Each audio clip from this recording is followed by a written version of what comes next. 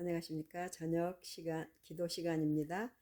예, 어른들을 위한 교과, 성경 교과 공부, 요한복음, 주제별로 살펴보는 요한복음 2024년 마지막 기, 마지막 과입니다. 마지막 과 오늘 수요일입니다. 크리스마스네요. 주제별로 살펴보는, 어, 제 13과까지 있는데요. 제 13과 1과부터 그 제목만 어, 읽겠습니다. 1과는 길을 보여주는 표적들, 2과 신성의 증거들, 3과 배경 이야기, 서론, 4과 예수가 메시아이심을 말하는 증인들, 5가 사마리아인의 증언, 6과 예수에 대한 더 많은 증언들, 7과 믿는 자들은 복되도다, 9가 구약 예언의 성취, 제8과 구가 생명의 근원, 10과 나는 길이요 진리요 생명이니, 11과 아버지의 아들과 성령, 12과 영광의 때, 십자가와 부활, 제13과 맺은 말, 예수님과 하나님의 말씀을 아는 것입니다. 오늘 하나님과 제13과 하나님과 말씀을 아는 것에 대한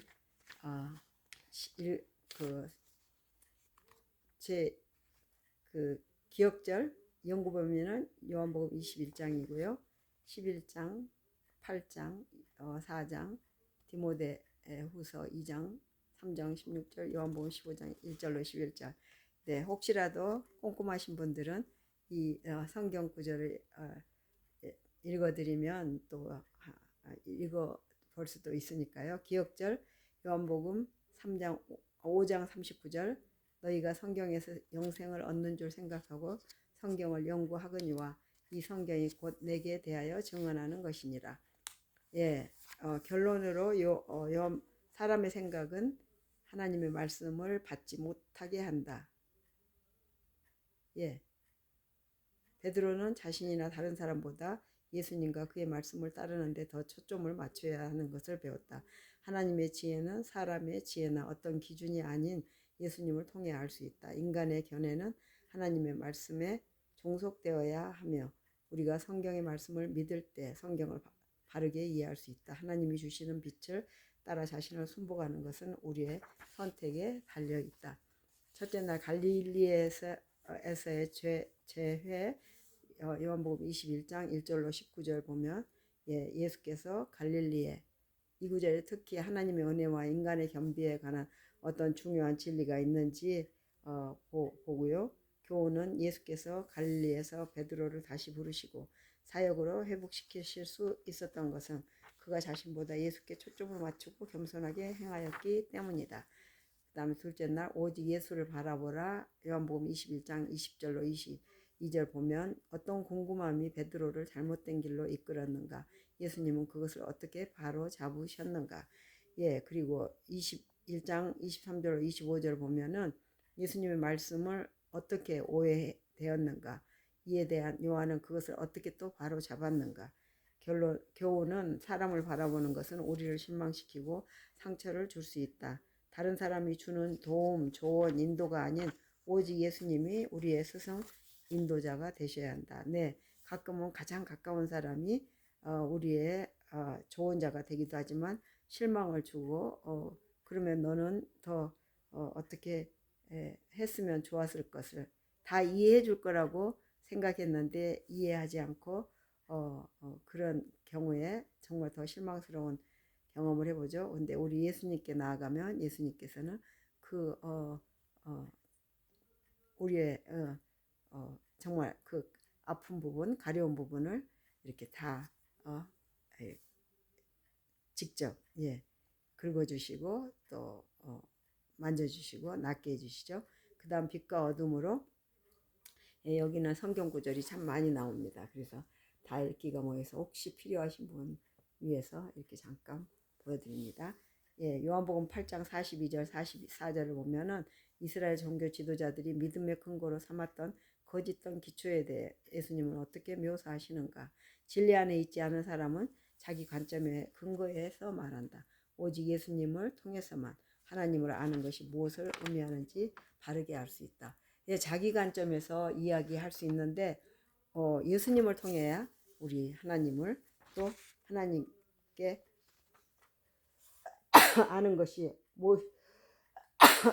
무엇인지 무엇을 의미하는지 바르게 또 아릴 수 있고 알 수 있고 그렇죠. 25일 오늘 성탄절 25일 이제 밤 저녁 기도 시간이죠. 위로부터의 신학인가 아래로부터의 신학인가 요한복음 4장 46절로 54절을 읽어보면 그 간호는 어떤 문제 때문에 예수님을 찾아왔으며 그에게 있는 근본적인 문제는 무엇이었는가. 이 사람은 세상에 비치신 예수님을 찾아왔지만 예수님이 자신의 아이를 고쳐주신다면 믿기로 마음 먹었다. 네, 이 사람의 신학은 아래로부터의 신학이라고 말할 수 있다. 아래로부터의 신학은 하나님과 그분의 말씀에 대한 사람의 규칙과 기준을 설정한다. 이것은 결함이 있고 제한적이며 주관적인 인간의 생각을 하나님의 말씀을 해석하는 최종적인 권위로 삼는 것이다. 얼마나 위험한 함정인가. 그와 달리 이로부터의 신학은 먼저 하나님과 그분의 말씀을 먼저 신뢰하고 믿음으로 반응하는 것이다. 요한복음 4장 48절, 6장 14절, 15절, 디모데후서 3장 16절. 성경을 믿음으로 받아들일 때 성경은 그 자체의 해석자가 된다. 각 시대의 사상이 아니라 성경의 세계관이 성경을 이해하고 해석하는 지침이 되는 것이다. 인간의 견해는 하나님의 말씀에 종속되는 부차적인 것이 되어야지 그 반대여서는 안 된다. 예수님의 말씀을 믿으려면 성경의 말씀을 믿어야 한다. 요한복음 5장 46절 47절. 너희가 내 말을 거하면 참으로 내 제자가 되지만 요한복음 8장 31절. 하나님의 말씀을 의심하면 그분의 말씀이 우리 안에 거할 수 없다.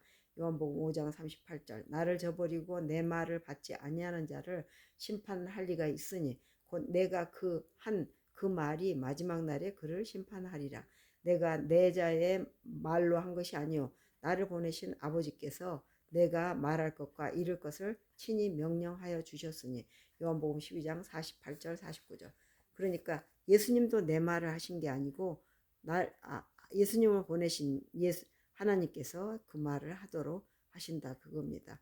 어쩔 때는 저도 제 말을 하고 있는데 하나님의 말씀에 의지해서 기도하면서 하나님이 제 입을 쓰시도록 하는 그런 연습이 되어야겠다 그럽니다. 예수님의 말씀을 인간의 견해는 하나님의 말씀에 종속되는 부차적인 것이 되어야지 그 반대여서는 안 된다. 예수님의 말씀을 믿으려면 성경의 말씀을 믿어야 된다. 요한복음 5장 46, 47절. 너희가 내 말에 거하면 참으로 내 제자가 되지만 하나님의 말씀을 의심하면 그분의 말씀이 우리 안에 거할 수 없다. 요한복음 5장 38절, 8장 31절. 나를 저버리고 내 말을 받지 아니하는 자를 심판하실 이가 있으니 곧 내가 한 그 말이 마지막 날에 그를 심판하리라. 내가 내 자의로 말한 것이 아니요 나를 보내신 아버지께서 내가 말할 것과 이룰 것을 친히 명령하여 주셨으니 요한복음 12장 48절 기억하십시오. 48절 49절. 어쩔 때는 우리가 사람들 앞에 서서 말을 해야 되고 증언을 해야 될 때 내가 말할 것과 이룰 것을 친히 명령하여 주셨다고 보내신 자가 하나님의 말씀을 듣는다는 것은 수동적으로 정보를 받아들이는 것 이상이다. 받아들이기만 한 게 아니라 이거는 아주 그 이상의 일이 기다리고 있습니다. 그것은 하나님의 뜻을 행하는 것이다. 미국의 대사가 되고 한국의 대표적인 사람이 된다는 것. 하나님의 대사, 하나님의 뜻을 행하는 일을 하고 말을 한다는 것이죠. 아주 중요합니다. 이것이 말씀을 들을 때 나타나는 능동적인 반응이다. 사람이 하나님의 뜻을 행하려 하면 이 교훈이 하나님께로부터 왔는지 내가 스스로 말함인지 알리라. 요한복음 7장 17절. 또 하나님의 말씀을 듣고 행하는 것은 그분에 대한 사랑의 표현이다. 사람이 나를 사랑하면 내 말을 지키리니 내 아버지께서 그를 사랑하실 것이요 우리가 그에게 가서 거처를 그와 함께 하리라. 요한복음 14장 23절. 인간의 묵상은 예수님을 향한 우리의 사랑과 순종 사이에는 어떤 관계가 있습니까? 어떤 방식의 순종일지라도 사랑에 기초하지 않은 순종은 율법주의가 될 위험이 있는 이유가 무엇입니까? 교훈으로 인간의 견해는 하나님의 말씀에 종속되어야 하며 성경 말씀을 믿어야 한다. 하나님의 말씀을 듣는 것은 행하는 것이며 이것은 그분에 대한 사랑의 표현이다. 이것은 사랑의 표현이랍니다. 하나님의 말씀을 듣는 것은 행하는 것이라. 듣는 게 바로 행하는 것이라. 말씀을 믿고 말씀에 또 종속되어야 되고 말씀을 따라 믿고 그 다음에 맡기고 하나님의 말씀을 듣는 것이 또 행하는 것이고 이것은 그분에 대한 그분이 우리를 사랑하기 때문에 그분이 대신 해주신 것 같아도 우리의 그 의견과 그 선택권을 그분이 충분히 아시고 나한테 맞는 말씀과 행함을 하도록 해주신다는 깊은 의미가 들어있네요. 영감의 교훈으로 순종으로 나타나는 사랑. 불법인 죄를 버릴 때는 언제나 사랑의 생애가 율법과 일치되고 완전히 순종하게 될 것이다. 이것이 성령께서 하시는 일이다. 말씀의 빛은 주의 깊이 연구하면 양심의 소리, 성령의 활동으로 전인 곧 몸과 마음과 영을 구속하기 위하여 자신을 주셔서 완전히 희생하신 그리스도에 대한 진정한 사랑이 마음에서 일어나게 한다. 사랑은 순종으로 나타난다. 하나님을 사랑하고 계명을 지키는 자들을 구별하는 선은 분명하고 뚜렷할 것이다. 교회 증언 6권 92쪽입니다. 네, 함께 기도합시다. 하나님, 주님을 믿는다고 하면서 사람의 기준과 생각을 따르는 잘못에 빠지지 않도록 도와주소서. 지혜가 부족하므로 사람의 생각이 바른 것처럼 착각하고 실수할 수 있으니 성령께서 항상 지켜주셔서 말씀을 바르게 이해하고 순종하게 하여 주시옵소서. 감사합니다, 하나님. 예, 바로 하나님의 말씀을 받고 듣고 하나님이 행할 수 있도록 모든 걸 다 완벽하게 다 하나님이 해주신다는 것을 배웁니다. 우리가 순종하고 말씀을 읽고 듣고 새기며 항상 하나님 앞에 무릎 꿇고 하나님이 하라시는 일을 할 수 있는 저희들 되게 도와주시고 용기를 주시옵소서. 우리 가족들도 오늘 밤 또 그러한 아이들로 살고 자라고 또 기도하고 함께 갈 수 있기를 기도합니다. 예, 이 밤도 하나님께서 함께 해주시고 여러분도 굿나잇 하십니다. 네, 저 불이 마치 하트를 그린 것 같으네요. 오늘 예 크리스마스 이제 보내고 메리 크리스마스는 이제 보내고 해피 뉴 이어가 옵니다. 저희가 48년 전 어느 일요일 날 예, 예, 77년 12월 25일 눈 오는 하얀 눈이 소복히 내린 예, 일요일이었습니다. 너무 감사하고요. 우리 새 아이들이 또 가정을 이루고 또 큰아들 또 그 12월 25일 날 결혼하게 됐는데 18년 됐다고 하네요. 어느새 예, 네, 감사합니다. May God bless all of you. 함께 갑시다. Good night. Good night.